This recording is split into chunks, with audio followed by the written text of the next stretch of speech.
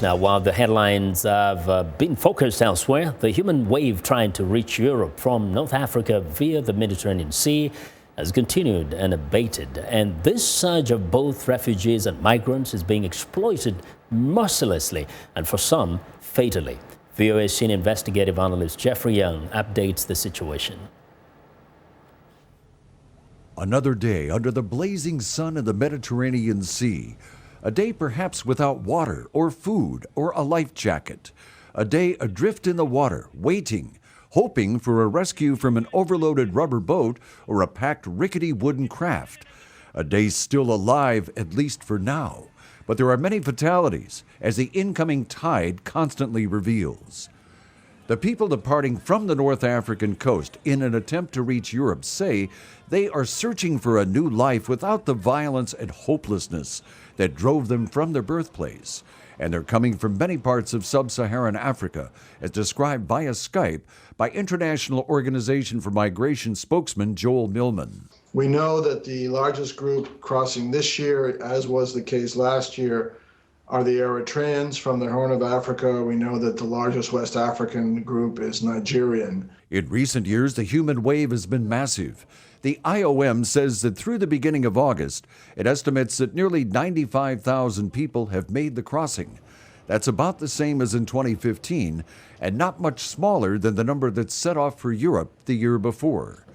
The IOM says that these Africans are being led to the Mediterranean coast by human traffickers who typically are the same nationality and ethnicity. Among the migrants and refugees are a number of unaccompanied children and teens who along the way and once in Libya are preyed upon mercilessly.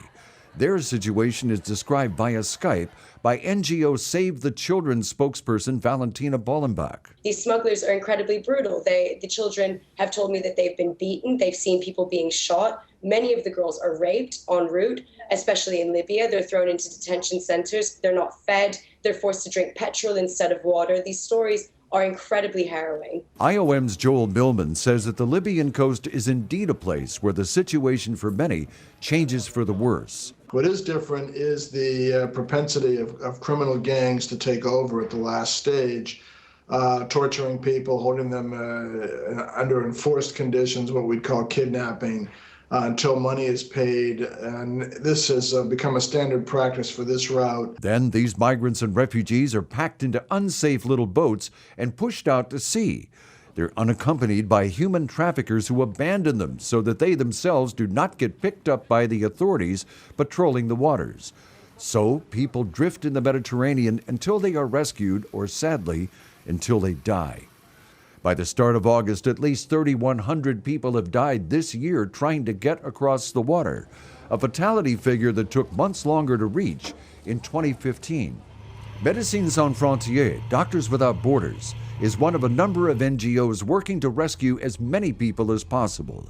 But not all are found in time, as MSF Italian Operations Director Tommaso Fabri told VOA via Skype. We saw dead bodies. We saw dead body of people that drowned. We saw dead body of people that in a rubber boat that normally can guest 20 people, they fit 100, 140 people, and people suffocated inside. Mr. Fabri says that people know the dangers they face at sea, but choose to risk trying to cross it rather than remain in Libya and other launching points.